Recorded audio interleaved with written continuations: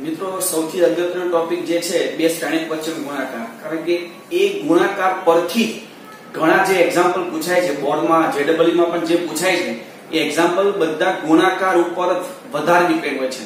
કારણ કે તમે જોયું હશે સરવાળો બાદબાકી આ તો બહુ સિમ્પલ પ્રોસેસ છે. ગુણાકાર જે છે એ શરૂઆતમાં થોડીક ડિફિકલ્ટ લાગશે, પણ જે રીતે આપણે જોઈએ તે પ્રમાણે જોતા જજો, પ્રેક્ટિસ કરતા જજો તો તમને બહુ સિમ્પલ લાગશે. અને બહુ સિમ્પલ એવું ચેપ્ટર છે આ, પણ સૌથી અગત્યનો આ ટોપિક છે શ્રેણીકોનો ગુણાકાર, કારણ કે એના પર આધારિત આગળ અગત્યના એક્ઝામ્પલ આપણે જોવાના છે. તો આપણે શ્રેણીકોના ગુણાકારના એક્ઝામ્પલ જોઈએ. અહીંયા એક એક્ઝામ્પલ છે પહેલો 2x2 મેટ્રિક્સ અને 2x2 બંનેની કક્ષા સરખી જ છે. જો બંને શ્રેણીકની કક્ષા સરખી હોય તો સીધી વાત છે કે બંનેનો ગુણાકાર શક્ય જ છે, એમાં કોઈ શંકા જ નથી. જો બંનેની કક્ષા અલગ અલગ હોય તો જ આપણે ચેક કરવું પડે કે પ્રથમ જે શ્રેણીક છે તેના સ્તંભની સંખ્યા અને બીજા શ્રેણીકના હારની સંખ્યા સમાન હોય તો જ ગુણાકાર શક્ય છે, નહીં તો ગુણાકાર શક્ય નથી. પણ અહીંયા બંને શ્રેણીકની કક્ષા સમાન છે. જો કક્ષા સમાન હોય તો ગુણાકાર તો શક્ય જ છે. તો આપણે ગુણાકાર કરીએ. જોજો મિત્રો, ખાસ હું જે રીતે આગળ બોલું છું એ તમે જોતા જજો. મારે આ બંનેનો ગુણાકાર કરવો છે. સૌપ્રથમ જે હાર છે, જે શ્રેણીક છે તેની હાર લેવાની અને બીજાનો સ્તંભ. એના જે હાર અને સ્તંભ છે એના ઉપરથી તમને ખ્યાલ આવશે કે કયા સ્થાન ઉપર મારે લખવું છે. અહીંયા પહેલી હાર અને પ્રથમ સ્તંભ લઈએ છે. પહેલી હાર પ્રથમ સ્તંભ એટલે 1 1, મતલબમાં આપણે 1 1 ના સ્થાન ઉપર લખવાનું. હવે કઈ રીતે? તો કે અનુબદ્ધ ઘટકોનો ગુણાકાર. અનુબદ્ધ ઘટકો a અને a, આ બેનો ગુણાકાર એટલે a2, પછી પ્લસ b2 થઈ ગયું. હવે 1 2 પહેલી હાર અને બીજો સ્તંભ, તો અનુબદ્ધ ઘટક આ શું થશે? -ab.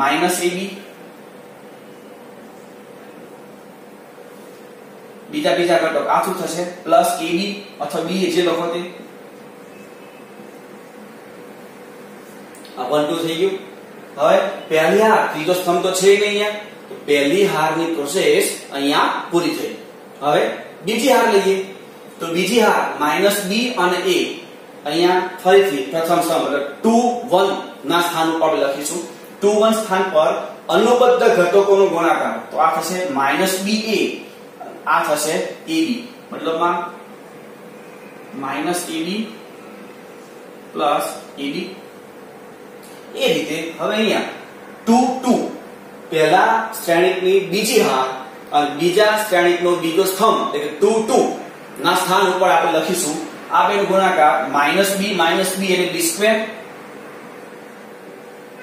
પ્લસ બીજા ઘટકોનો ગુણાકાર એટલે a2. અહીંયા મેટ્રિક્સનો ગુણાકાર પૂરો થયો. ગુણાકાર થઈ જાય પછી સાદરૂપ છે, તો સાદરૂપ આપણે જોઈ લો. આ -ab ને +ab કેન્સલ, આ -ab +ab કેન્સલ. શું વધ્યું? a2 plus b2. અહીંયા 0, આ પણ 0, અહીંયા a2 પ્લસ b2. મિત્રો તમે આમાંથી a2 પ્લસ b2 કોમન લઈ શકો છો. હવે શું વધે? જો કોમન લઈએ તો અહીંયા વધે 1, અહીંયા વધે 0, અહીંયા વધે 0, અહીંયા વધે 1. આ શ્રેણીક કયો છે? બોલો I. તો શું લખાય? is equal to a2 plus b2 into I. પણ I લખવા એટલું ઇનફ છે, અને કક્ષા પણ લખવી પડે ને. તો અહીંયા બે હાર અને બે સ્તંભ છે એટલે આપણે લખશું 2x2. તો આ આપણો ફાઇનલ આન્સર છે, મલ્ટીપ્લિકેશન. હવે અહીંયા બીજો એક એક્ઝામ્પલ છે.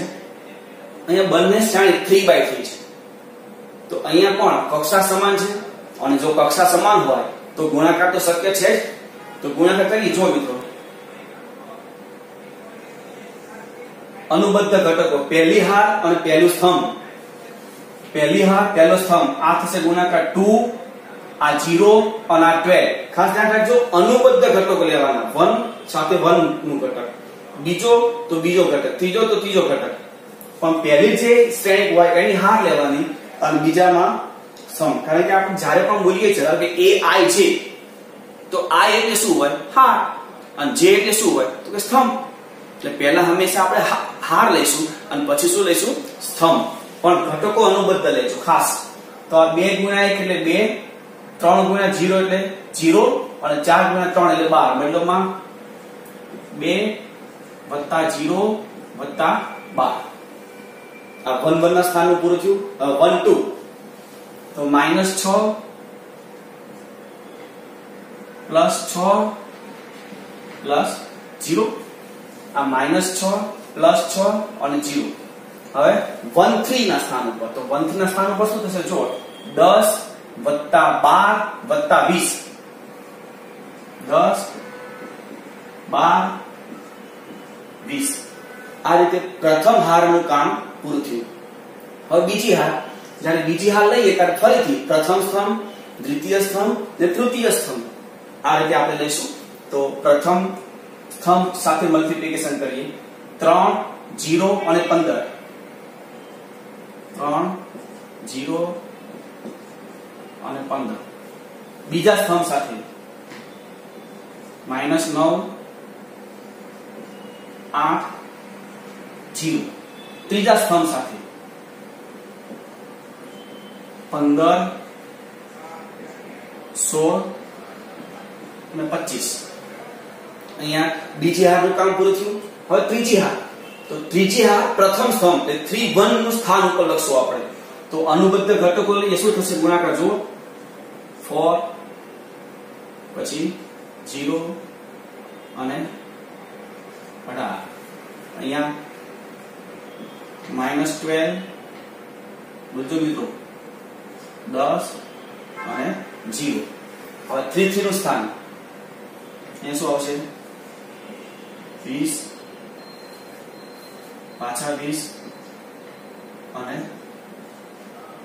30. તો આ રીતે આ ગુણાકાર કમ્પ્લીટ થયો. હવે સિમ્પલ આનો સરવાળો, તો સરવાળો કરીએ. 2 + 0 + 12 એટલે 14. આનો સરવાળો 18 થશે. આનો સરવાળો 22 થશે.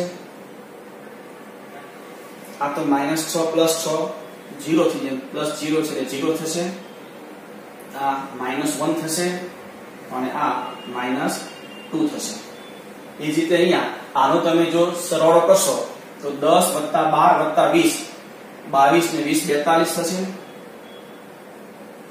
અહીંયા 15 અને 25 40 40 અને 16 56. અહીંયા 20 + 20 40 40 અને 30 70. તો આ રીતે મિત્રો આપણે મલ્ટીપ્લિકેશન કરી શકીએ. ખાસ ધ્યાન રાખવાનું અહીંયા અનુબદ્ધ ઘટકો લેવાના. બહુ સિમ્પલ છે, બહુ સિમ્પલ. નેક્સ્ટ એક્ઝામ્પલ જોઈએ. અહીંયા આપણને f of x આપ્યું છે.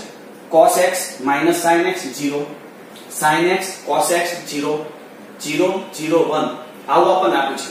અને આપણે આ દર્શાવવું છે. f of x into f of y is equal to f of x plus y. આવું આપણે દર્શાવવું છે, સાબિત કરવું છે. તો આપણે LHS લઈએ. f of x into f of y. આમે f of x મતલબમાં જે શ્રેણિક આપણને આપેલો છે તો બેઠો જ થશે. f of y એટલે શું? કે જે શ્રેણિક આપણને આપેલો છે એમાં x ની જગ્યા ઉપર y મૂકી દેવાનું એટલે f of y થઈ જશે. તો આ f of x અને f of y છે. વચ્ચે કોઈ ચિહ્ન નથી, મતલબમાં શું હશે? બંનેનો મલ્ટીપ્લિકેશન. તો મલ્ટીપ્લિકેશન કરતી વખતે જોઈ લેવાનું કે બંને 3/3 મેટ્રિક્સ છે. બંને જો 3/3 શ્રેણિક હોય તો તેનો ગુણાકાર શક્ય છે. તો આપણે ગુણાકાર કરીએ. જોજો મિત્રો, અનુબદ્ધ ઘટકો તો કે cos x cos y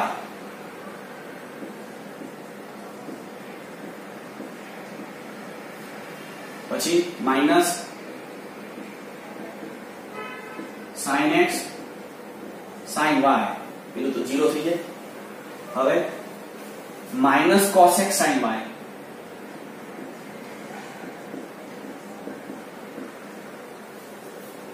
minus sin x cos y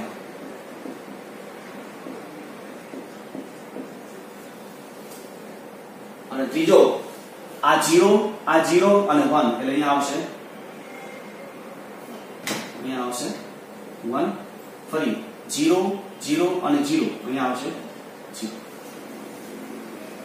તો આ પ્રથમ હારનું વર્ગ આપણું પૂરું થયું. હવે બીજી હાર લઈએ. તો બીજી હારનો જોઈ લો sin x cos y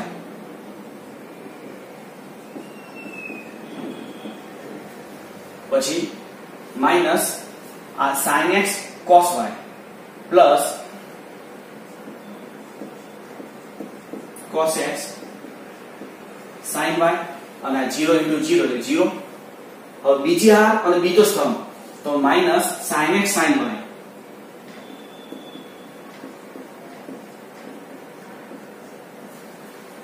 plus cos x cos y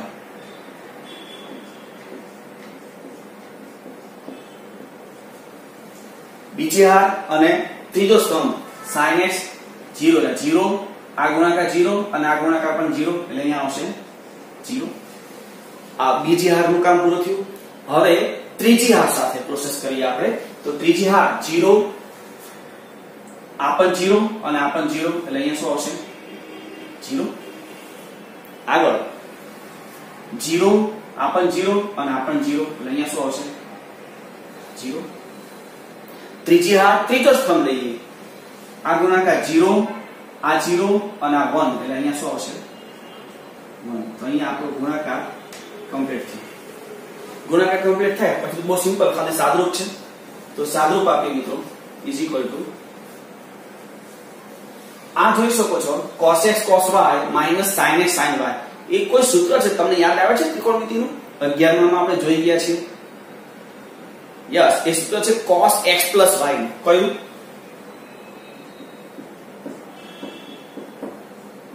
cos x + y.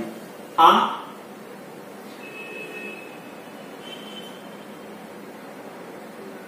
એ સૂત્ર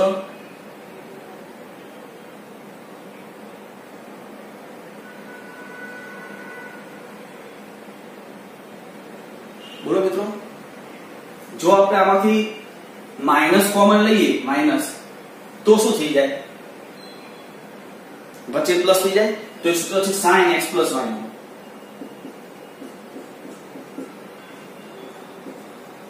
અંશે તો 0 છે. અહીંયા આ જોઈ લો આ સૂત્ર છે sin x + y નું.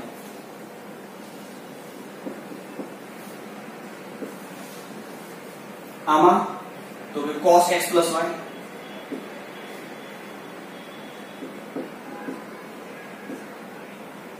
એ 0 આ તો 0 છે આ પણ 0 છે અને આ પણ 1 છે. હવે આજે આપણે સાદરૂપ આપ્યું. હવે આ સાદરૂપ અને આપણને જે શ્રેણિક આપ્યો છે એ સરખાવો તો શું ફરક છે? આમાં cos x છે અને અહીંયા cos x + y છે. મતલબ x ની જગ્યા ઉપર x + y છે. અહીંયા માઈનસ sin x છે તો અહીંયા માઈનસ sin x + y. મતલબ x ની જગ્યા ઉપર અહીંયા પણ x + y છે. 0 તો 0. sin x તો અહીંયા ફરી sin x + y એટલે x ની જગ્યા ઉપર x + y. cos x તો cos x + y x ની જગ્યા ઉપર x + y. 0 તો 0. ત્રીજી હાર તો બેથી એમના એમ જ છે. મતલબ થયું શું? જ્યાં આપેલ મેટ્રિક્સમાં x છે ત્યાં અહીંયા x + y છે. મતલબ આ જે f of x છે એની જગ્યા પર આપણે અહીંયા શું લખી શકીએ? f of x + y લખી શકીએ મિત્રો. તો આ જે છે તમે જોઈ શકો છો આપણું RHS છે. તો અહીંયા તમે RHS લખી શકો. મતલબમાં જે આપણે સાબિત કરવાનું હતું એ અહીંયા સાબિત કરી શકીએ. બહુ સિમ્પલ, ખાલી મલ્ટીપ્લિકેશનમાં ધ્યાન રાખજો મિત્રો, તમે બોર્ડ લખી શકો છો. નેક્સ્ટ એક્ઝામ્પલ જોઈએ. અહીંયા એક મેટ્રિક્સ આપ્યો છે A = 2 0 1 2 1 3 1 - 1 0 હોય તો A² - 5A + 6I શોધો. મિત્રો આવું જે કિંમત આપણે મેળવવાની હોય સમીકરણની, આ રીતે કોઈ પદાવલી આપી હોય એની કિંમત આપણે મેળવવાની હોય, આવા એક્ઝામ્પલ વધારે પૂછાય છે. અને મેં તમને જે આગળ હમણાં કીધું કે મલ્ટીપ્લિકેશન પરથી આપણે અગત્યના દાખલાઓ સોલ્વ કરશું, જે આ રીતના દાખલા આવશે. અહીંયા પણ A² છે એટલે મલ્ટીપ્લિકેશન તો આવશે જ. આ 5A મતલબમાં અચળનું એટલે કે અદિશનું તમારે કોઈ શ્રેણિક સાથે મલ્ટીપ્લિકેશન આવશે, બરાબર છે. એમાં ખાસ a સ્ક્વેર એ આપણે કરીએ તો a સ્ક્વેર એટલે a into a થશે. જે અહીંયા બે મેટ્રિક્સ આપણે લખ્યા છે, a આપણને આપ્યો છે, એ બે મેટ્રિક્સ લખ્યા છે, આપણે એનો ગુણાકાર કરવો છે. જ્યારે બે શ્રેણિકનો ગુણાકાર કરવાનો હોય ત્યારે ખાસ જોવું કે બંને શ્રેણિક 3/3 છે.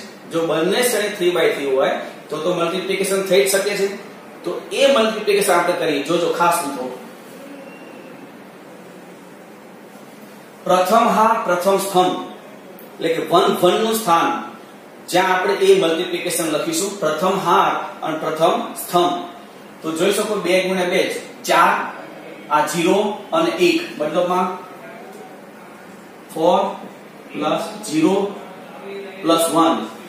હવે 1 2 પહેલી હાર અને બીજો સ્તંભ, તો કે 0 + 0 આ -1 અહીંયા આવશે 0 0 -1. હવે 2 0 0 અહીંયા આવશે 2 + 0 + 0. તો અહીંયા પ્રથમ હારનું કામ અહીંયા પૂરું થયું. નેક્સ્ટ બીજી હાર આપણે લઈએ તો આ મલ્ટીપ્લિકેશન જોજો 4 2 અને 3 એટલે કે 4 + 2 પ્લસ કેટલા હતા, આ 4 + 2 + 3. હવે 2 2 ના સ્થાન ઉપર તો 0 1 અને -3, 0 1 અને -3. હવે 2 3 ના સ્થાન ઉપર તો 2 3 અને 0.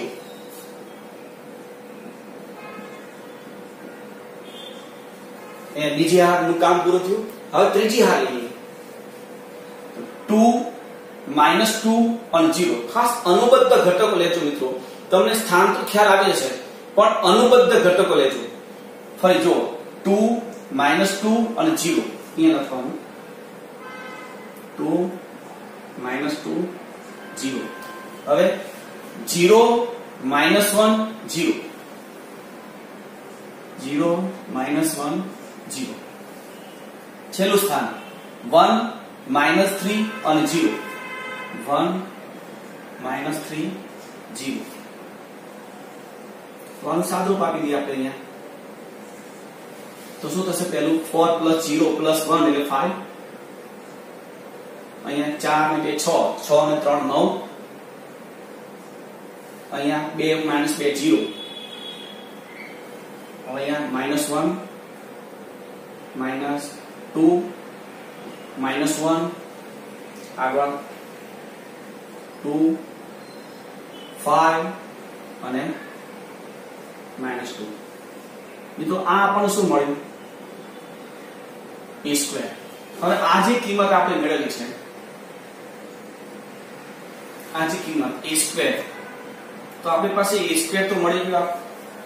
તે લખીએ 5 9 0 -1 -2 -1 2 5 -2 પ્લસ અહીંયા માઈનસ છે એટલે -5a જે આપણને શ્રેણિક આપ્યો છે એને 5 વડે મલ્ટીપ્લિકેશન કરશું આપણે. તો 5 વડે મલ્ટીપ્લિકેશન કરી શું થશે જુઓ, 10 10 5 પછી 0 5 અને -5 પછી 5 15 અને 0. હવે પ્લસ, તો અહીંયા પ્લસ 6i. i આપણને ખબર છે, અહીંયા જોજો મિત્રો 3/3 મેટ્રિક્સ છે અને એની સાથે જ્યારે આપણે સાદુરૂપ આપતા હોય ત્યારે i અહીંયા રકમમાં આપણે i ની કક્ષા કીધી નથી. 2/2 લેવું, 3/3 લેવું, ચોરસ શ્રેણિક હોય તે નક્કી છે, પણ 2/2 3/3 કઈ કક્ષા લેવી એ આપણને ખ્યાલ નથી. તો એ કઈ રીતે નક્કી કરવું, તો i ની કોની સાથે પ્રોસેસ થઈ રહી છે, કયા કક્ષાના શ્રેણિક સાથે પ્રોસેસ થઈ રહી છે તે જોવાનું. અહીંયા જે આપણને આપ્યું છે બધા 3x3 મેટ્રિક્સ છે, મતલબમાં I જે છે એ 3x3 મેટ્રિક્સ સાથે પ્રોસેસ થઈ રહી છે. તો I ની કક્ષા પણ 3x3 થશે, એટલે કે 1 0 0 0 1 0 0 0 1. પણ અહીંયા 6i છે, મતલબમાં એ જે I છે શ્રેણિક I એને 6 વડે આપણે ગુણીશું. અહીંયા છે તો શું થશે 1 0 0 તો એની જગ્યાએ શું આવશે 6 0 0, પછી 0 1 0 તો એની જગ્યાએ શું આવશે 0 6 0, પછી 0 0 1 તો એની જગ્યાએ શું આવશે 0 0 6. અહીંયા ખાલી હવે સાદુરૂપ છે સરવાળા અને બાદબાકીનું. તો હવે એ આપણે આપીએ. જો 5 minus 10 એટલે -5, -5 plus 6 એટલે +1, -1 minus 0 એટલે -1, -1 plus 0 એટલે -1, 2 minus 5 એટલે -3, -3 plus 0 એટલે -3, 9 minus 10 એટલે -1, -1 plus 0 એટલે -1, -2 minus 5 એટલે -7 અને -7 plus 6 -1, 5 minus 15 -10, -10 plus 0 એટલે -10, 0 minus 5 એટલે -5 plus 0 એટલે -5, -1 minus of -5. ધ્યાન રાખજો મિત્રો, આ શું થશે -5 પ્લસ 5 થઈ જશે અને આગળ -1 છે એટલે શું થશે -1 plus 5 એટલે 4 અને 4 plus 0 એટલે 4, -2 minus 0 એટલે -2 અને -2 plus 6 એટલે 4. તો આ થઈ ગયું મિત્રો માગેલ જે બહુપદી આપણને આપી હતી એનું સાદુરૂપ. અહીંયા a² -5a plus 6i આપણને માંગ્યું હતું, જેનું સાદુરૂપ અહીંયા છે. નેક્સ્ટ એક્ઝામ્પલ આપણે જોઈએ. a બરાબર 3 2 4 2 અને i એ તો આપણને ખ્યાલ છે અહીંયા 2x2 મેટ્રિક્સ છે. i હોય તેવો k આપણે શોધવો છે, k અચળ આપણે મેળવવો છે. કેવું કે જે આ સમીકરણનું સમાધાન કરે a² equal to ka minus 2i. આ સમીકરણનું સમાધાન થાય તેવી આપણે k ની કિંમત શોધવી છે. તો એમાં તમે જોઈ શકો સૌપ્રથમ મારે a² જોઈશે, તો આપણે a² મેળવીએ. a² is equal to a into a. આ બે મેટ્રિક્સ આપણે લખ્યા છે, જેનો મલ્ટીપ્લાય આપણે કરીએ તો સૌપ્રથમ પહેલી હાર અને પ્રથમ સ્તંભ તો શું થશે આ 9 અને -8.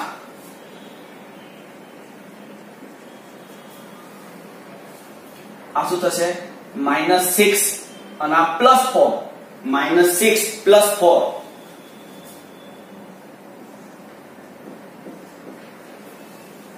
હવે બીજો હાર અને પ્રથમ સ્તંભ આ 12 આ -8, 12 -8 આ શું થશે -8 અને આ +4.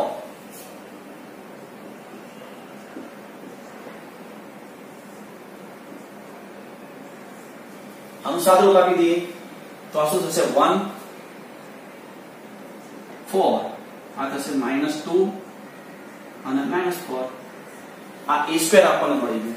હવે આ જે કિંમતો છે એ આપણે આ સમીકરણમાં મૂકી દઈએ. a²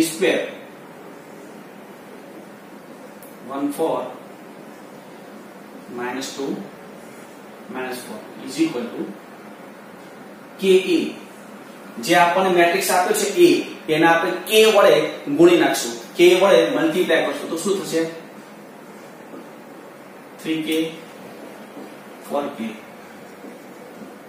-2k -2k minus 2i. એટલે જે i છે એને આપણે 2 વડે ગુણીશું, તો 2 વડે ગુણીએ તો શું થશે 2 0 0 2. હવે સૌપ્રથમ આ બંનેનું આપણે સાદુરૂપ આપી દઈએ. આ જે છે એને એમને એમ રાખશું.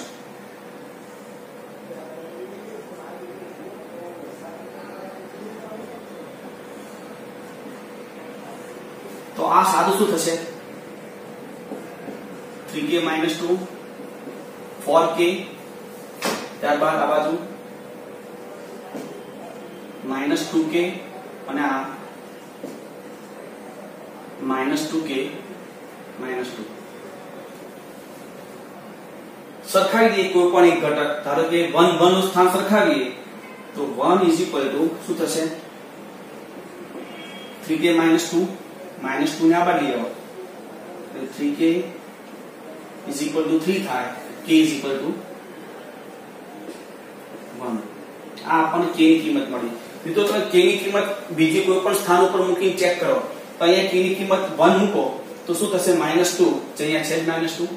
અહીંયા k ની કિંમત 1 મૂકો તો શું થશે? 4, એ 4 અહીંયા છે.